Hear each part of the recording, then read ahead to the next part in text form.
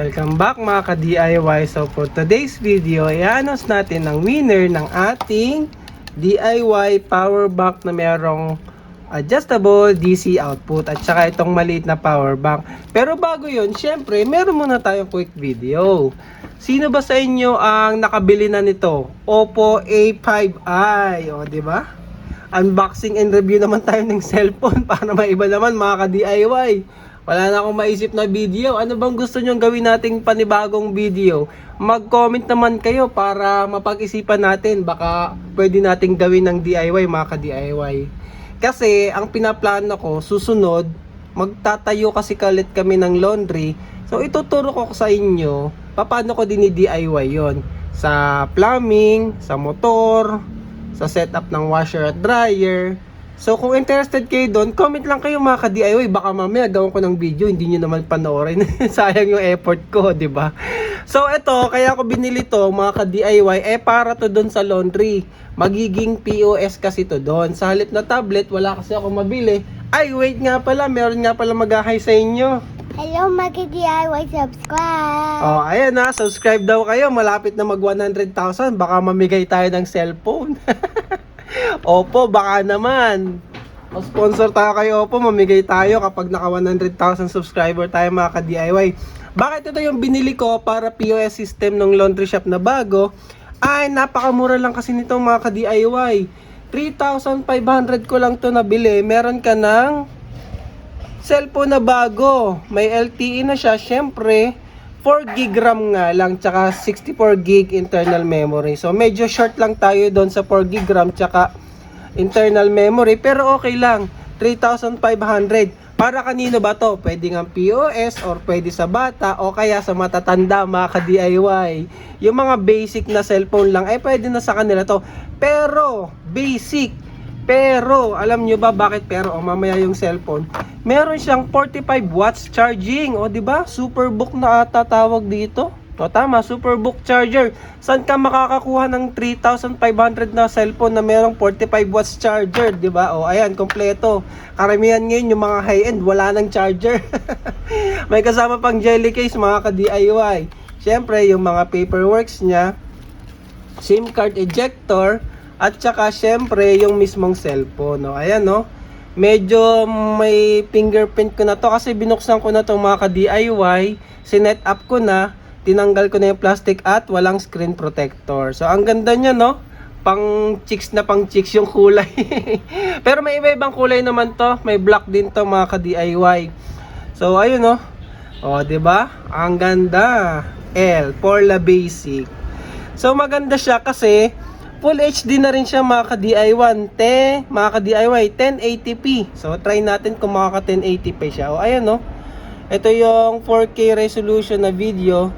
Highest setting niya na pwede ay 1080p. O, diba? Pwede na yon.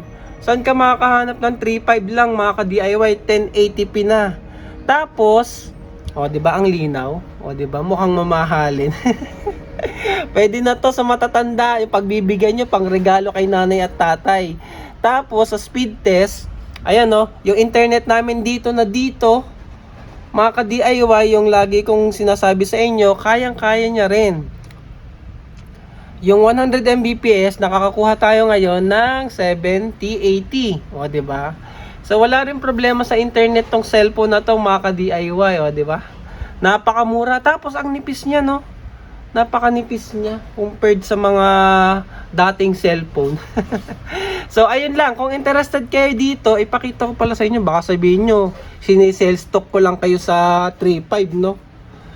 Pero legit po yon. Yung original price niya talaga mga ka-DIY ay eto, pakita ko sa inyo, ha. Hindi ko kayo sinisell stock. O ayan, o, diba? 4,399. Pero nabili ko lang siya ng 3,519. Bakit? Ang laki ng voucher, 20% kasi yan. Alam nyo bakit? Kasi YouTube Shopping yung ginamit kong voucher. Paano ba yung YouTube Shopping? Di bilhin nyo lang tong cellphone na to gamit yung link ko dito sa baba. Makakakuha kayo ng 20% off mga ka-DIY. Kagaya nga nung pagkakabili ko nito. From 4,400, halos nakatipid ako ng 1,000 pesos mga ka-DIY. 3.5 na lang, o, diba? So, ayun. Balik na tayo sa ating DIY power bank giveaway. So, nasa na ba yung video natin na yon? So, balik tayo kay laptop. Di ba malalaglag? Wait lang, ikutin natin. Ihigpitan ko lang. So, ayan. Ito yung ating recent na video ng DIY power bank giveaway. So, kunin natin para mag random comment picker tayo mga ka-DIY.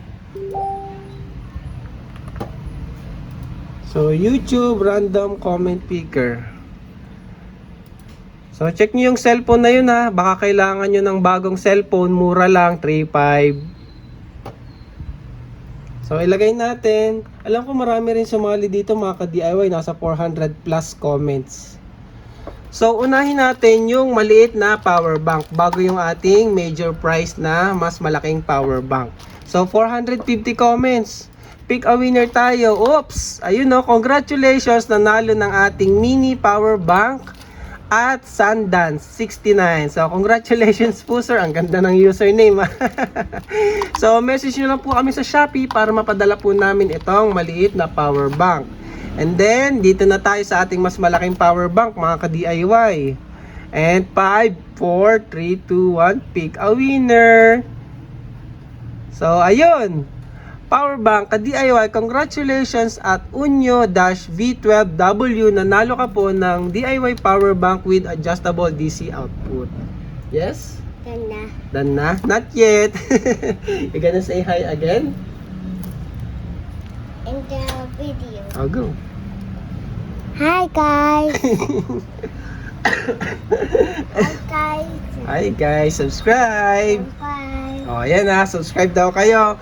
So, ayun, congratulations po kay Sir Unyo-V12. Nanalo ka po ng power bank. So, ayun mga ka-DIY ha, check nyo tong cellphone na to, 3.5 lang. Ito ay si Oppo A5i. So, ayun no, napakamura. Sobrang sulit na po nun. Ang kulit ni Kid-DIY. So, yun lang mga ka-DIY. Maraming salamat.